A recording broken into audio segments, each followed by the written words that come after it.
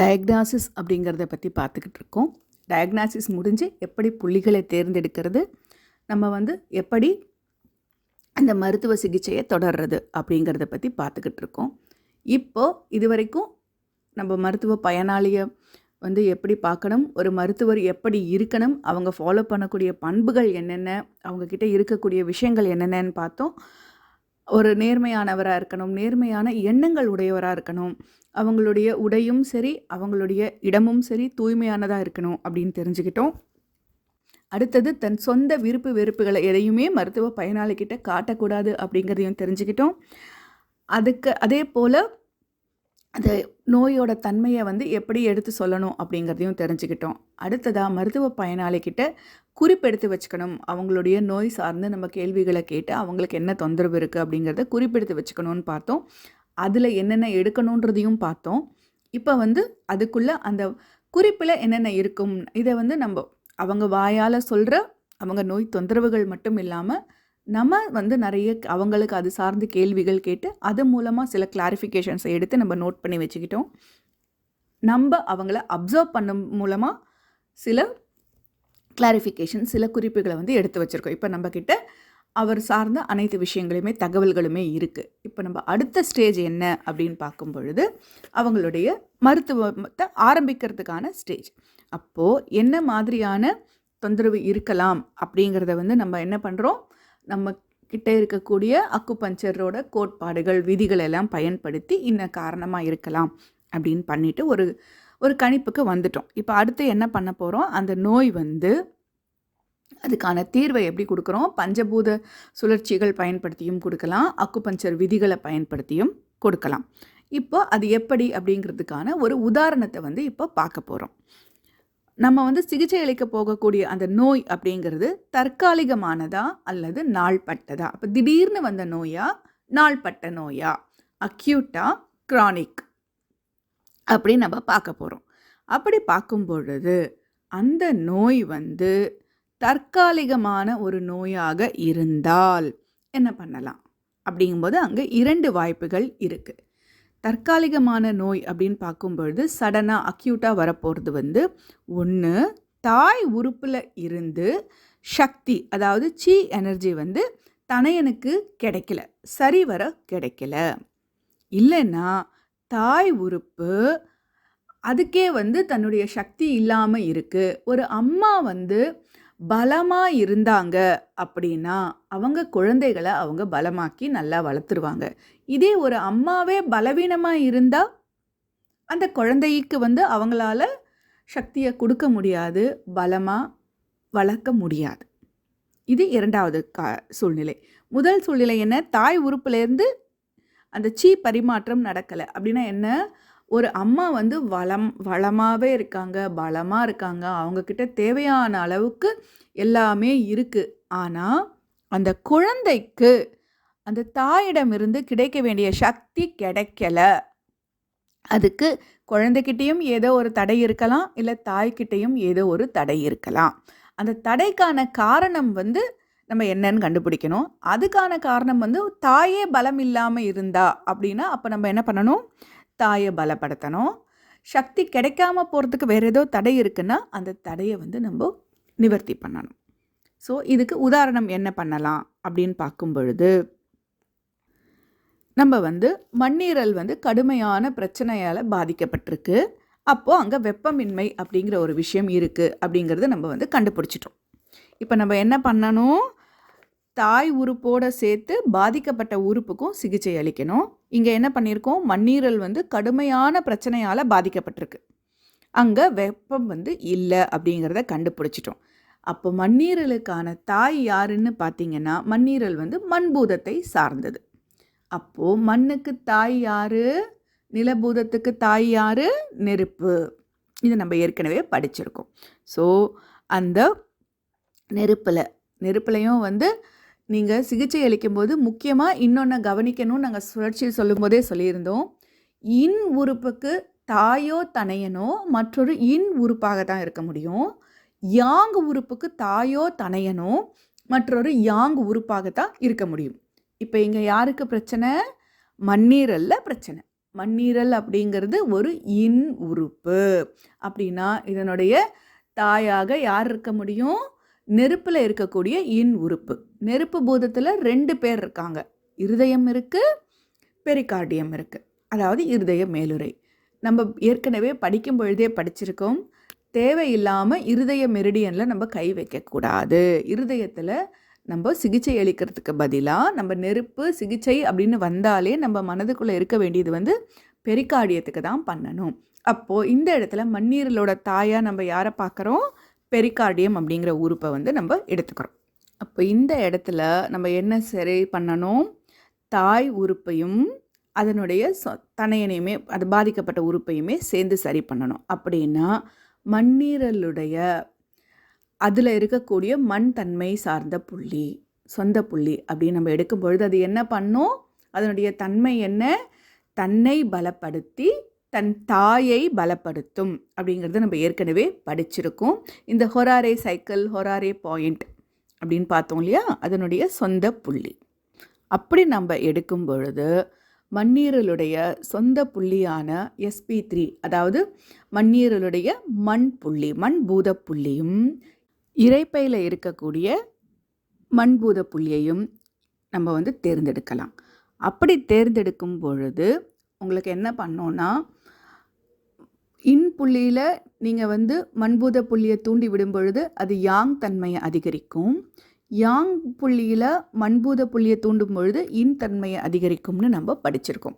நமக்கு இப்போ ஒட்டுமொத்தமாக மண்பூதம் வந்து பலப்பெறணும். அப்போ என்ன பண்ணுறோம்? மண்ணீரலில் இருக்கக்கூடிய மண்பூத புள்ளியையும் இரைப்பையில் இருக்கக்கூடிய மண்பூத புள்ளியையும் நம்ம தூண்டி விடும் பொழுது அது என்ன பண்ணும்? தன்னுடைய தாயான நெருப்பு பூதத்தை பலப்படுத்தும். அது மட்டும் இல்லாமல் அதனுடைய தாய் மற்றும் பாதிக்கப்பட்ட உறுப்பு இரண்டையுமே நம்ம உருவாக்கவும் செய்யலாம். ஃபஸ்ட்டு என்ன பண்ணுறோம்? தன்னை பலப்படுத்துகிற வேலையை செய்கிறோம். அடுத்து ஒருவேளை அங்கே வந்து நெருப்பு சக்தியே இல்லை, குறைவாக இருக்குது, வெப்பத்தால் ஒரு பிரச்சனைன்னு சொல்லிட்டோம், அது வந்து வெப்பம் அதிகரிக்கிறதால இருக்கா குறைவால் இருக்கா அப்படின்னு நம்ம பார்க்கும் பொழுது ஒருவேளை அங்கே நெருப்பு சக்தியே இல்லை அப்படின்னா அதையும் உருவாக்கலாம். மண் சக்தியையும் நம்மளால் உருவாக்க முடியும். அப்படி பண்ணும் பொழுது மண்ணீரலை உருவாக்குறதுக்கு என்ன பண்ணுறோம்? உருவாக்கும் சுழற்சி படி நம்ம என்ன பண்ணுறோம்? உங்களுக்கு கல்லீரலில் இருக்கக்கூடிய நெருப்பு புள்ளியை இணைக்கணும். நம்ம ஏற்கனவே அந்த சுழற்சிகளை பார்த்துருக்கோம். உங்களுக்கு ஆகாயமும் நெருப்பும் இணையும் பொழுது மண் உருவாகும் அப்படின்னு. அந்த சுழற்சிப்படி கல்லீரலில் இருக்கிற நெருப்பு புள்ளியை நம்ம தூண்டி விடும் பொழுது உங்களுக்கு வந்து மண் உருவாகும். அப்படின்னா அதுக்கு அடுத்தது சேமிப்பு சுழற்சிப்படி நம்ம மண்ணை உருவாக்கிட்டோம். அப்போது என்ன பண்ணணும்? சேமிக்கணும். அப்படின்னா உங்களுக்கு நீரையும் காற்றையும் இணைக்கும் பொழுது மண் வந்து சேமிக்கப்படும் இல்லையா? அப்போது சிறுநீரகத்தில் கிட்னியில் இருக்கக்கூடிய 7வது புள்ளி போடும் பொழுது உங்களுக்கு இந்த மண்ணானது உருவாக்கப்பட்டு சேமிக்கப்படும். இதே போல் பெரிகார்டியத்துக்கும் நம்ம வந்து உருவாக்குதலும் சேமிப்பும் செய்ய போகிறோம். அப்படின்னா என்ன? உங்களுக்கு நீரையும் ஆகாயத்தையும் இணைக்கும் பொழுது நெருப்பு வரும். அப்படின்னா கிட்னியில் 1வது புள்ளி. அடுத்ததாக உங்களுக்கு காற்றையும் மண்ணையும் சேமிக்கும் பொழுது, மண்ணையும் இணைக்கும் பொழுது நெருப்பு சேமிக்கப்படும். அப்படின்னா நுரையீரலில் 7வது புள்ளி, நுரையீரலில் காற்றுக்கான புள்ளியை வந்து நம்ம போட போகிறோம். இப்போது ஒரு பிரச்சனை வந்து தற்காலிகமானதாக இருக்குது அப்படின்னா என்ன பண்ணணும் அப்படிங்கிறத பார்க்கும் பொழுது நம்ம வந்து உருவாக்குறோம், அந்த புள்ளியையும் உருவாக்குறோம், பலப்படுத்துகிறோம், தாயையும் உருவாக்குறோம், பலப்படுத்துகிறோம், சேமிக்கிறோம். அப்போ உங்களுக்கு வந்து மண்ணும் பலப்பட்டுடும், நெருப்பும் பலப்பட்டுடும். இது மட்டும் இல்லாமல் நம்ம வந்து அதற்கு தேவையான துணையாக இருக்கக்கூடிய புள்ளிகளையுமே தேர்ந்தெடுக்கலாம். ஸோ இதில் சிகிச்சை புள்ளி தவிர நம்ம வந்து வேறு என்னென்ன புள்ளிகளை தேர்ந்தெடுக்கலாம் அப்படின்னு பார்க்கும் பொழுது P8 இது என்ன? நெருப்பில் இருக்கக்கூடிய நெருப்பு புள்ளி. அப்போது உங்களுக்கு அது நெருப்பு பலப்படுத்தக்கூடிய செயலை செய்யும். அடுத்தது SP3, அடுத்ததான் liver 2, K7, K1, LU7. இது மட்டும் இல்லாமல் அங்கே உள்ள ஏதோ ஒரு தொந்தரவுக்கான சிகிச்சை புள்ளிகளை மட்டும் நம்ம தேர்ந்தெடுக்கலாம். அது மட்டும் இல்லாமல் அந்த உறுப்பு சார்ந்த எச்சரிக்கை புள்ளிகளையும் நம்ம வந்து தூண்டிவிடும் பொழுது நமக்கு இன்னும் சிகிச்சை வந்து சுலபமாக நடக்கும். இப்போ ஒரு தொந்தரவு வந்து அவசரமாக, அதாவது திடீர் நோயாக இருந்தால் என்ன பண்ணுறோம், அந்த குறிப்பிட்ட உறுப்பையும் நம்ம வந்து பலப்படுத்துகிறோம், அதனுடைய தாயையும் நம்ம வந்து பலப்படுத்தி உருவாக்குதல், சேமித்தல் அப்படிங்கிற மாதிரியான விஷயங்கள் மூலமாக வந்து நம்ம சக்தியை தூண்டிவிட்டு அந்த நோயை சரி பண்ணிடுறோம். இதுவே ஒரு நாள்பட்ட நோயாக இருக்குது அப்படின்னு நீங்கள் யோசிக்கும் பொழுது உங்களுக்கு வந்து 2 வாய்ப்புகள் இருக்கலாம். நாள்பட்ட நோய் அப்படிங்கிறது எப்படி இருக்கும்னா, அதனுடைய பாட்டனார் உறுப்பு, நம்ம பாட்டின்னு சொல்லுவோம் இல்லையா, அந்த உறுப்பில் இருந்து உங்களுக்கு சக்தி கிடைக்காம இருக்கலாம். இல்லைன்னா அந்த பாட்டனார் உறுப்புலையே வந்து சக்தி இல்லாமல் இருக்கலாம். அப்போது நம்ம 2யுமே சரி செய்யணும். ஒரு நோய் தொந்தரவு வந்து திடீர்னு இருக்குன்னா அதுக்கு தாய் காரணம். நாள்பட்ட நோய் அப்படின்னா பாட்டனார் உறுப்பு, அதுதான் காரணம். இதையே வந்து நம்ம மண்ணீரலையே உதாரணமாக எடுத்துக்கலாம். நாள்பட்ட பிரச்சனையால் மண்ணீரல் பாதிக்கப்பட்டிருக்கு அப்படின்னு பார்த்தீங்கன்னா, அதனுடைய பாட்டி உறுப்பு, அதாவது பாட்டனார் உறுப்பு, கிராண்ட் பேரண்ட் அப்படின்னு நம்ம சொல்லக்கூடிய அந்த உறுப்பு வந்து உங்களுக்கு மரபூதம் சார்ந்தது, கல்லீரல் அப்படிங்கிறத நம்ம வந்து புரிஞ்சுக்கணும். ஏன் அப்படின்னா, மண்ணீரல் வந்து நிலபூதம் சார்ந்தது, அதனுடைய பாட்டனார் உறுப்பு ஆகாய பூதம் சார்ந்தது. இப்போ நம்ம என்ன பண்ணணும், இந்த இடத்துல பாட்டனார் உறுப்பான கல்லீரலுக்கும் சிகிச்சை அளிக்கணும், பாதிக்கப்பட்ட உறுப்பான மண்ணீரலுக்கும் நம்ம வந்து சிகிச்சை அளிக்கணும். அப்படின்னா என்ன, அங்கே ஏதோ தொந்தரவு இருக்குது, அதை நம்ம சரி பண்ண போகிறோம். அது அந்த சக்தி சுத்தமாக இல்லையா, நம்ம உருவாக்கணுமா, இல்லை கூட இருக்கா, குறைஞ்சி இருக்கா, என்ன தொந்தரவு அப்படிங்கிறத நம்ம சரி பண்ண போகிறோம். ஸோ முதலாவதாக நம்ம என்ன பண்ண போகிறோம், மண்ணீரலை உருவாக்க போகிறோம். ஆக்க சுழற்சி அப்படிங்கும்போது அதன்படி நம்ம பார்க்கும் பொழுது கல்லீரலில் நெருப்பு புள்ளி லிவர் 2 போட்டு நம்ம வந்து மண்ணை உருவாக்கிடுறோம். சேமிப்பு சுழற்சிப்படி சேமிச்சும் வச்சிடுறோம். அதே போல் ஆகாய பூதத்தை உருவாக்கணும் அப்படின்னா காற்றையும் நீரையும் இணைக்கணும். அப்போது அந்த ஆகாய பூதம் உருவாகிடும். அடுத்ததாக வந்துட்டு உங்களுக்கு மண்ணையும் நெருப்பையும் இணைக்கும் பொழுது அந்த உருவான ஆகாய பூதம் வந்து சேமிக்கப்பட்டுடும். அதற்கான புள்ளிகளை வந்து நம்ம தேர்ந்தெடுக்கிறோம்.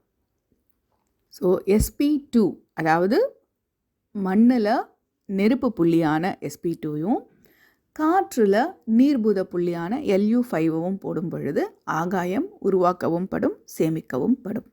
ஸோ ஒரு மண்ணீரலுக்கு நாள்பட்ட பிரச்சனை இருக்குது அப்படின்னா அதற்கான சிகிச்சை புள்ளியை தவிர பின்வரும் புள்ளிகளையும் நம்ம வந்து தேர்ந்தெடுக்கலாம். லிவர் 2, K7 இது வந்து மண்ணை உருவாக்கும், மண்ணை சேமிக்கும்.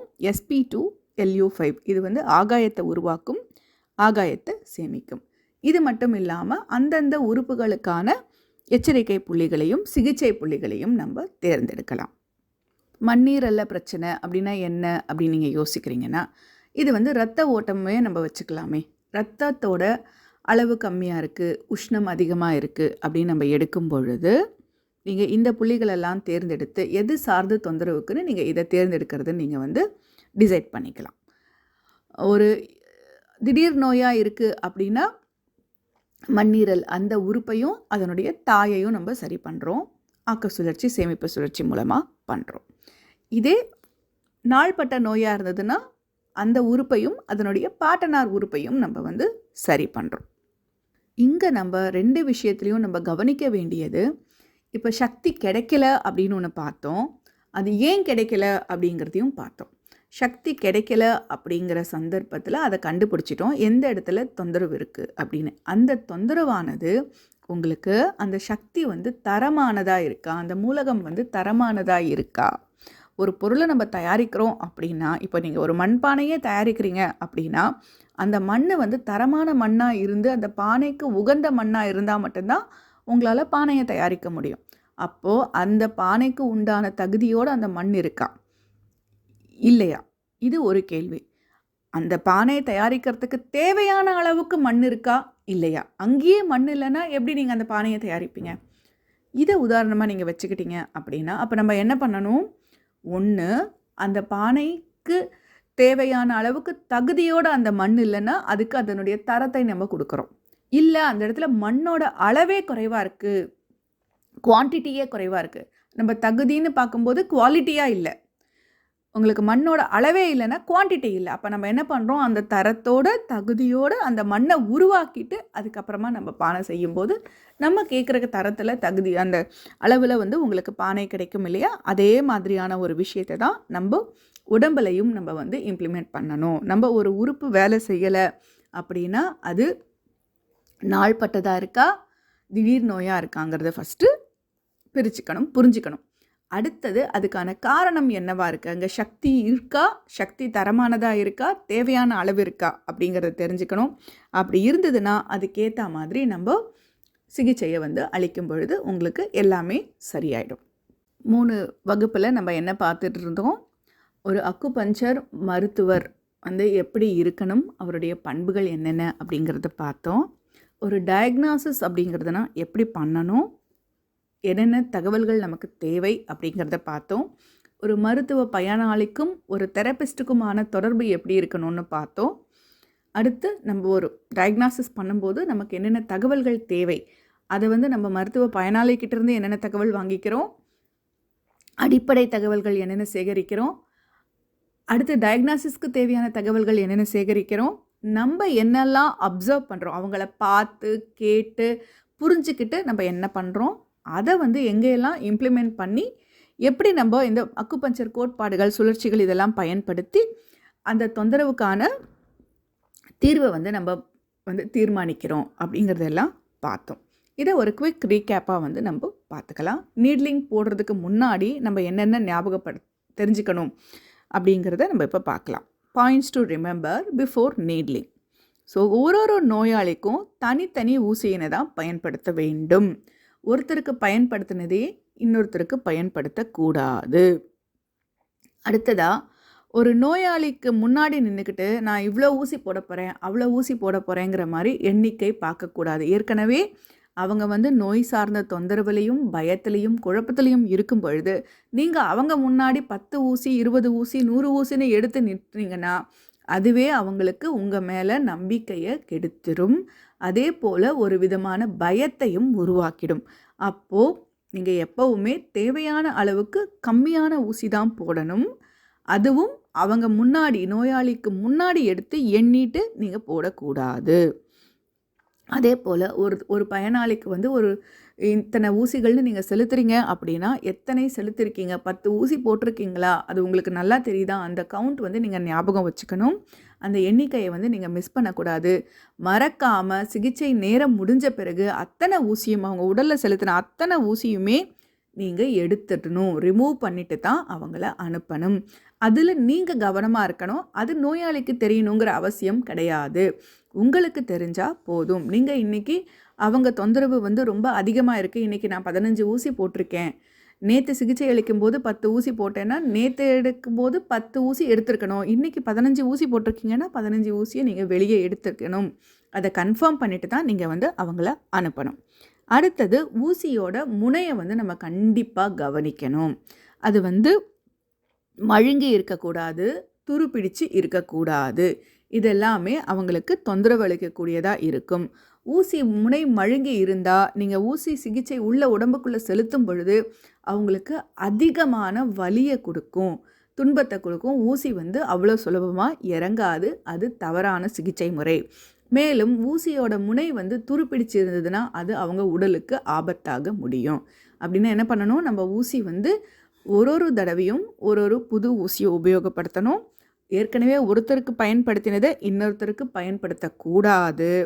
அதே போல் ஏற்கனவே பயன்படுத்தின ஊசியை மீண்டும் மீண்டும் பயன்படுத்தக்கூடாது.